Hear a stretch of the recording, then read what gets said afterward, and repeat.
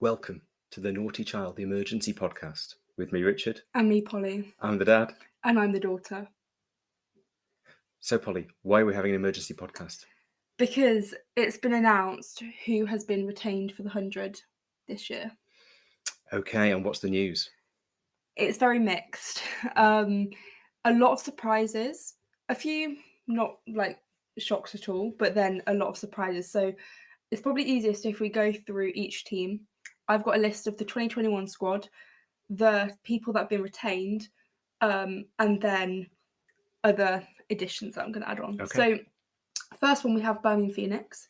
So in terms of who's playing next year, we've got Amy Jones, Rhea Fackrell, Eve Jones, Emily Arlott, Kirsty Gordon, Phoebe Franklin, Abtar Maqsood, Gwen Davis, Izzy Wong, and Georgia Elwes, with the addition, I must say, of Sophie Devine and Elise Perry. They didn't play last year. However, because they were in the 2020 squad, they're allowed to be retained because they couldn't come over because of COVID, which means that Amy Jones will no longer be captaining, and that will be Sophie Devine, which I think will be really interesting. Yes. So in terms of who's not going to be playing, we've got no Shafali Verma. So in fact, all the overseas for Birmingham Phoenix aren't playing. So Shafali Verma presumably will be picked up by another team, I would imagine. Yes. I'm surprised they didn't keep her and bring in Sophie Devine and Elise Perry, but I guess then it could have been quite batting heavy. Maybe they want to get a bowler in. And they also don't have so Erin Byrne and Katie Mack, as I said, the overseas. I feel like they might not get picked up by other teams because I know they were like replacements. So I don't know. Marie Kelly. Now, this is not a surprise because I think she's going to play for Trent because she's moved from Central Sparks to Lightning in the regional setup.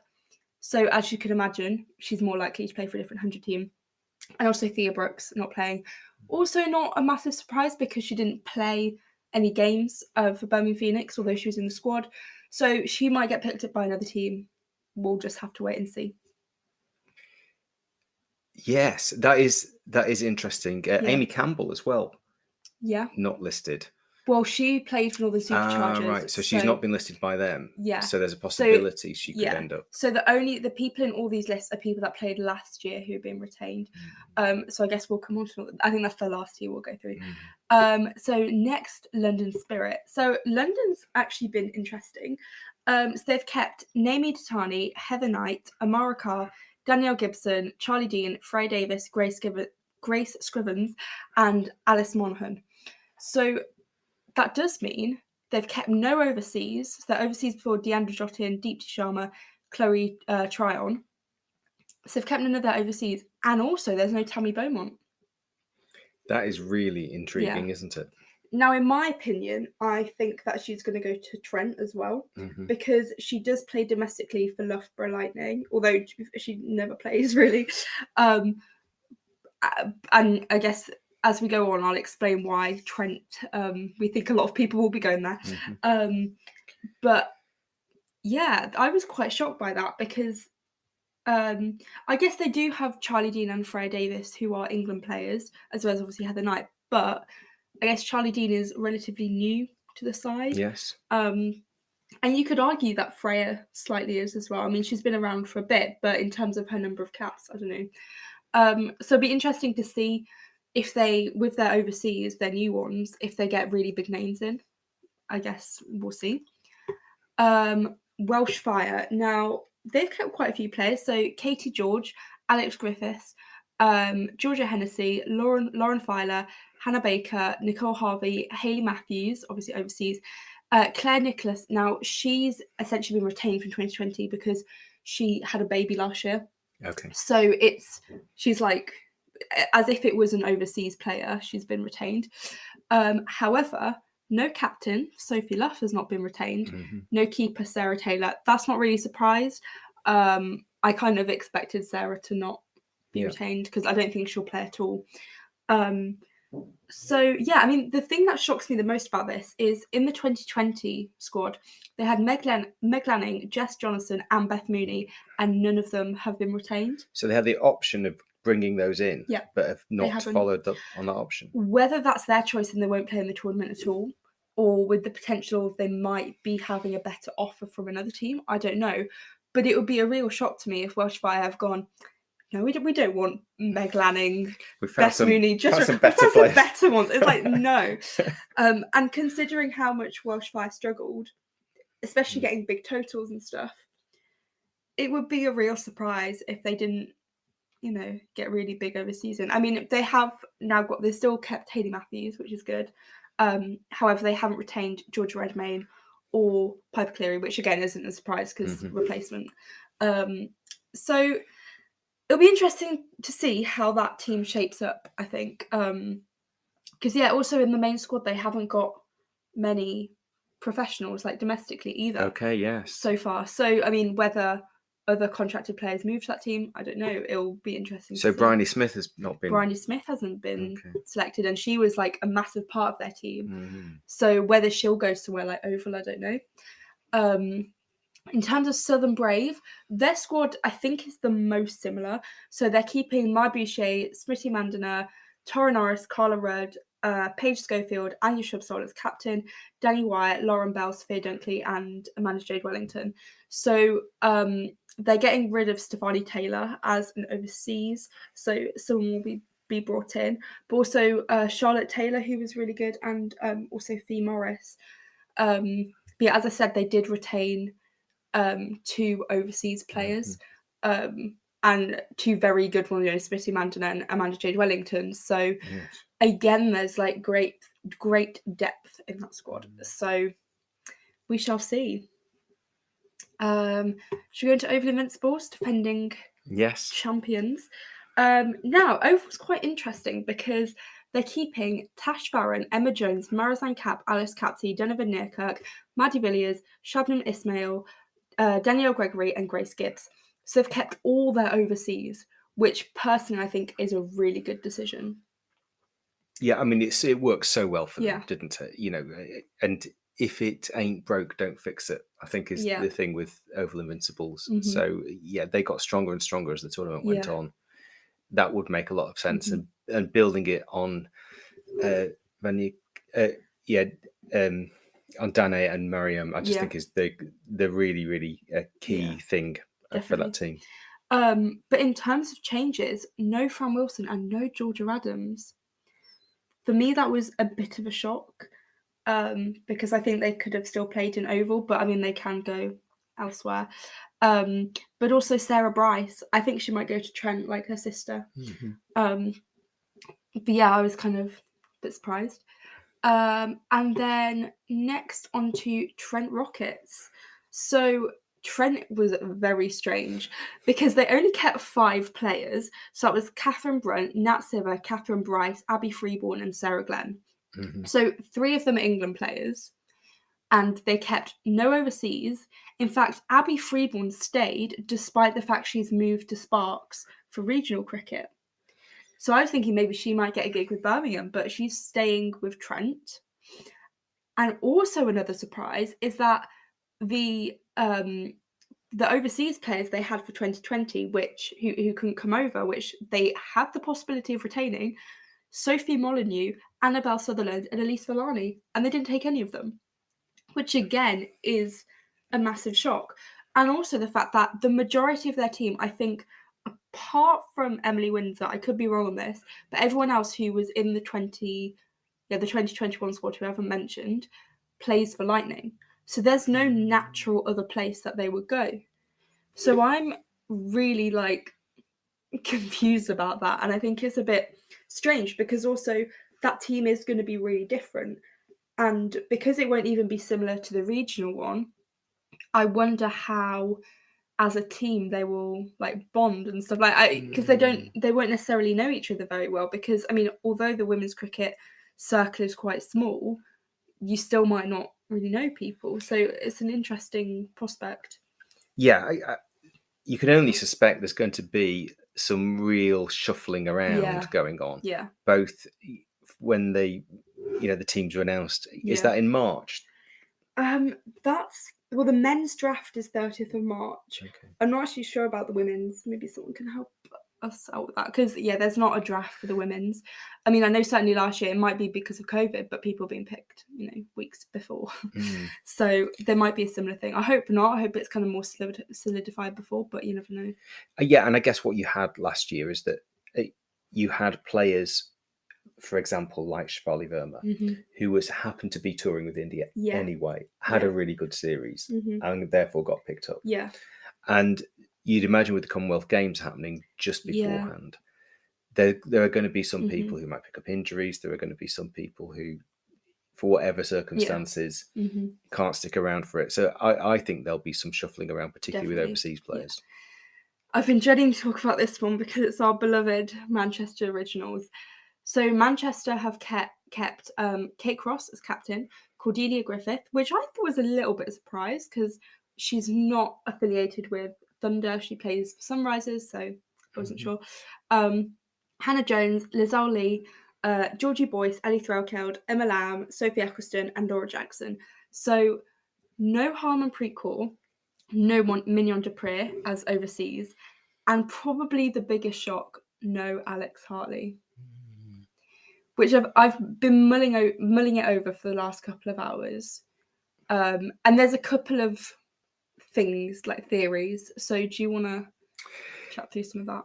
Yeah, I guess if you look at the men's team for Manchester Originals as well, there's no Stephen Finn and there's no Carlos Brathwaite. Yeah. So Alex Hartley and those two did a lot of media work last year, both in the 100 and wider in cricket. And I guess particularly for the women's game, I'd imagine, Alex has to earn a living. And looking at her schedule for last year and how she was having to play for Thunder or Manchester Originals and then drive the length of the country to do a commentary and then drive back, it just seemed a little bit unsustainable from what I could see. Clearly she's in New Zealand now for the World Cup, working for the media as well. So she's not really having a pre-season with the rest of the team. I think it's the thing I would take from it. I'm hoping this is not a surprise to Alex Hartley, and I'm sure I hope it's very much her decision and she's thought through it. A conversation will have gone on. She is a solid county regional level cricketer. But she's a world-class broadcaster. And clearly her future lies in broadcasting, and she really offers something quite special. I think more so than she would on the pitch. But then also, I think the thing that as a professional you have to worry about is that your life as a player is quite short, isn't it? Your life after playing is very long. And so to cut short your playing career, and I'm not saying that's what Alex is doing, because we have no inside information about this at all, and I really hope it isn't what she's doing. But that's quite a big thing. So if I remember, Jonathan Agnew, who's BBC cricket correspondent, he retired when he was about 30. And he was, again, a very good county player who'd had a few England call-ups, but suddenly decided that he was going to work in the media, and actually has become a very, very well-respected journalist and cricket commentator, and has really kind of moved Test Match Special to what it is today. And I'm just wondering if Alex is having to make a similar decision at this point. I guess it could be that we're not saying she's retiring or anything like that, and she, I presume she will continue playing for Thunder, everything like that, and it might be that she gets picked up by another team. It would make sense. I mean, in terms of her personal following, there are lots and lots of people that would go and watch a game because Alex Hartley's playing. So I really hope, if that's what she wants, then that happens for her. But yes, there is a sense of sadness, isn't there? That because also it's Crossley and Hartley. They are like Manchester. They're the epicenter of Manchester Originals. And you don't want, but also I think I felt this with the entirety of all the teams, seeing people change, like the overseas. Like when I found out Mignon was in Manchester, I was like, no, but she is Manchester. I was like, no. And I guess also Harmanpreet Kaur, because she also played for Lancashire during the KSL, and it's like, no, it just doesn't feel right. So I guess in the second year of something, there's always, every year really, there's always going to be that loss, and people are going to retire, or people are going to change team, or people are going to choose not to play, and that's fair enough. But yeah, from a fan's perspective, it's a little bit sad. It's the nature of franchise cricket, I think. Yeah, and that's something I've noticed with like the IPL and the IPL draft is there are players that are being left out. I'm like, oh no, but I really want to see them play. But actually, you still love the tournament when it's on, and you're not thinking about, oh, if only this person was in it. Really, you don't really think about that. So yeah, it's just one of those, and hopefully it's a really good situation, a really positive thing, rather than something that wasn't really in her control and something that was kind of told to her rather than she could say.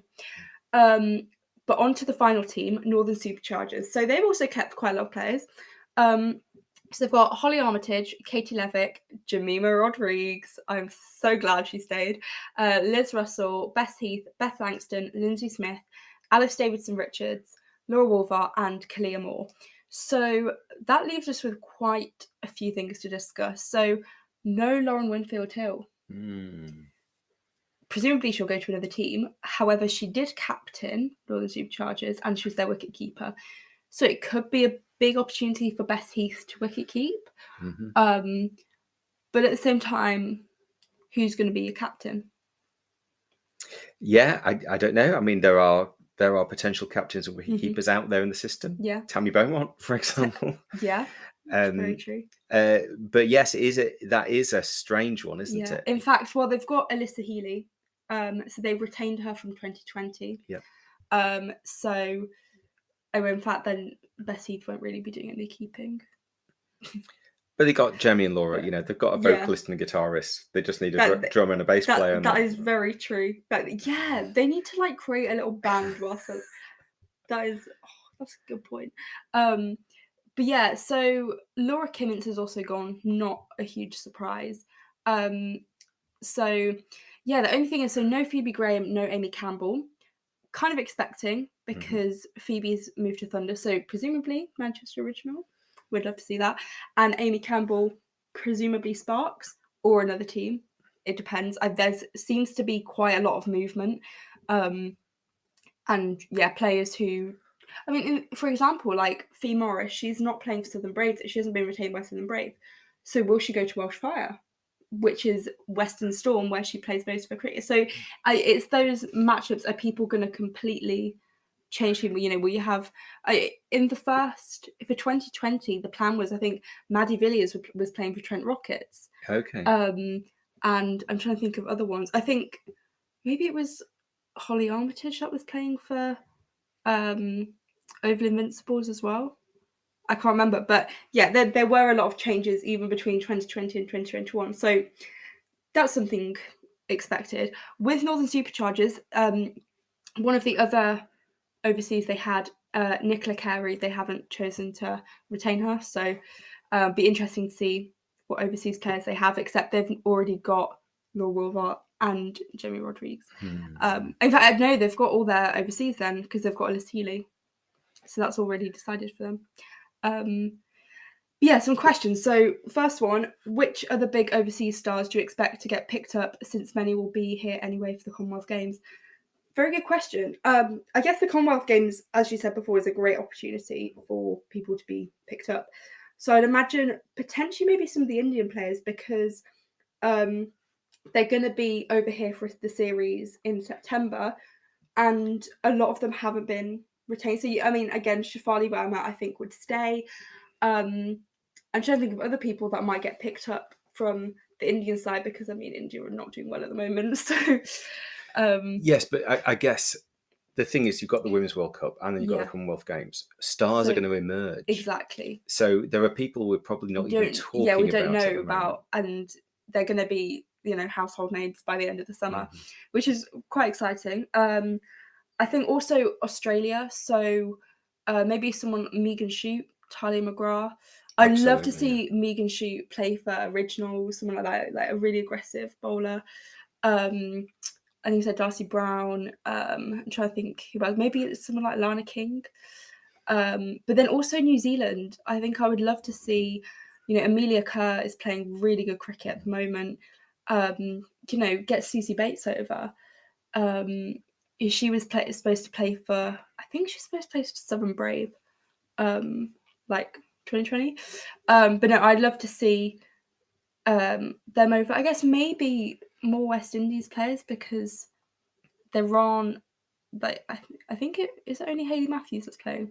I could be wrong, but I feel like there needs to be more range. Yeah. And then I would really, really, really hope that they would do some sort of like associates program, like the rookie things with the BBL. Well, we talked to Charlotte Edwards about this, didn't we? Yeah. And yeah, that would be brilliant, I think. It's basically a campaign to get Roberta over for the 100. Yeah. But also, like, I just think it would be such a good thing. Amy Hunter, yeah.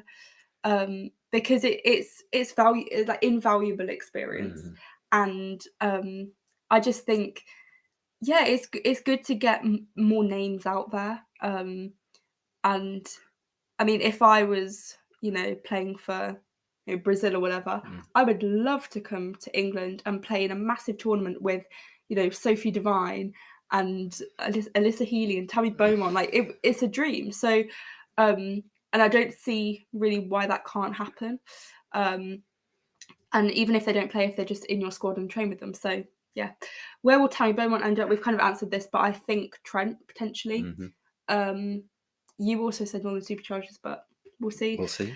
Who has the best squad so far, in your opinion, based on retention and the slots remaining in the different pay bands? Yeah, so I had a look at the pay bands because they did release that with all the players. I was thinking, if only I was Alice Capsey. Oh, like for 4 weeks, she gets like 15,000. I'm like, there's stuff I could do. So, to be fair, I think you probably make me pay it back to you for all the cricket subs, equipment, that stuff. You'd spend it by the end of the summer. I would though. I would. To be fair, I'd probably like save up for a car or something. So I don't know, but yeah, that's a good question. Best squad, I think Northern Superchargers do look quite strong, but Oval, I think. Oval again. It's because they've got the South Africans. Yeah. You've got such depth in that bowling and so much aggression, and Donovan Neerkirk as captain, like, there is no one in my mind. Potentially Sophie Devine is almost as good a captain, but Donovan Neerkirk just blows me away. But Birmingham Phoenix, Birmingham look really strong now. They've got Sophie Devine, Elise Perry. I would fear playing against them, because I think on paper for 2020 they look like one of the strongest squads. Yeah. And they've still got a place for one of the overseas, I think. So we'll see. So yeah, no Alex, no Harmanpreet Kaur seems a huge call, especially since Alex is captain of Thunder. Yeah, as we said, I think I would imagine it's media situation. I mean, Harman, I don't really understand why she hasn't been retained, because I would imagine she would play. Given that she's going to be over anyway, before and after the tournament. Exactly. And I know she loves being in Manchester. I can think is that they want to line up a bowler, an overseas bowler, to strengthen the bowling. Is all I can think of. Mm-hmm. Yeah. So a bit sad to see how few have been retained by Trent Rockets. So will be very interesting to see who they're going to sign. Yeah, like, I was really shocked by the fact that Trent Rockets, like, it was domestic players as well. They didn't keep, like, they kept all the England players. They kept Scotland player and one centrally domestically contracted player. Bit strange why they haven't kept anyone else at all. I'll tell you what I think. Yeah. I think it's all sorted already. Yeah. That all this is being arranged. Yeah. So this has been released today. Yeah. But I think the players actually know where. The players, yeah. I think that's the case as well. We just don't know. So there's been, in the background, there's been all this horse trading going on. Oh, tell you what, you can have so and so, and we'll take so and so. And I think that's probably all been done. And so they're going through this process. So it mocks a little bit of a draft process, but actually it's just all been done in the background. Yeah, because the men have a proper draft, but the women don't at all. So yeah, I presume that's the case. In terms of who picks the teams, like I wonder how much influence like the captain would have or something like that. Yeah, I don't know if even all the coaches are in position. No. Oh yeah, because it's like different. That's interesting. Then someone did say biggest shock is Hartley not being retained for originals, maybe playing and media commitments were too much. If she wants to play, I hope she gets picked up by Oval Invincibles. No, thank you. I mean, I'd love to see her win because she probably would win with Oval, but also no. She already betrayed Lancashire by going to Surrey. She can't do that again, going down to Oval. So, but I guess if it's a ground she's familiar with, but no, I would not. No, I wouldn't like to see that. Well, we'll see. I mean, I think you just got to take the work, haven't you? Yeah. If you need it, and I think the thing for Alex is she has to work out what sort of work she needs to be doing over the summer, because I am pretty sure Test Match Special will be wanting her for the England. The TV will be wanting Commonwealth her games. Yeah. So okay, yeah, that is extremely understandable if she didn't want to play as well as commentate, because I think it's really important that she does commentate in the 100, mainly because of the fact she knows the players. And I think especially male commentators, a lot of them, you know, bar a few, there are some really good male commentators in the women's game. However, many of them just get the paycheck and don't know anything. And it is extremely frustrating. So Alex Hartley in the commentary lineup is a must. I think that's everything. This is the first time we've ever done an emergency podcast, and I hope we never have to do one again because it's extremely stressful. Very quick turnaround, but we're excited about the 100. We are very excited. It's going to be a great tournament. There are 2 other tournaments to get out of the way first, though, of course. See, this is the thing. I'm like, I can't think about the 100 yet. We still got, I was like, the World Cup. Like, that's the thing we need to be thinking about now. And I hope the players aren't getting distracted. They're probably chilling out. They're out of quarantine now, so. But yeah, I guess if you're listening to this for the first time, this is not normally how our podcasts go. And we weren't supposed to do one this week. Did you know this thing? I was like, we're going to have a lovely, relaxing week. No, we've recorded a podcast, so that's fun. But yeah, you can follow us on Twitter at OOChild Podcast, and our YouTube, Instagram, TikTok, everything else is Naughty Child Podcast. Did we address the rebrand in last week's episode? No, we didn't talk about it. Yeah, we changed the logo because I don't know, we just felt like it. So if you haven't seen our new logo, have a look at that because it's nice. Also, we've got a new YouTube banner, so look at that as well. You have been busy, Paul. Yeah, it's all procrastinating with items, but no one needs to know that. So yeah, if you have any thoughts, feelings about what we've said, I mean, don't have a go at us for anything, but you know, let us know what you think. And Alex Hartley, I know you're a fan of the pod and you listen to us every week. We're just rooting for you here, and if things aren't going the way you expected or want them to, then it's fine. It's absolutely fine. Don't stress. Don't stress. Chill out. Enjoy New Zealand. But yeah, it'll be exciting to see how the squads shape up in the coming days. So that's all from us, and we will be back on the 4th of March, as long as there are no more announcements. With a World Cup special. With the World Cup special, with a guest who's been announced who will be at the World Cup. Yeah. So if you're smart, you'll be able to work that out.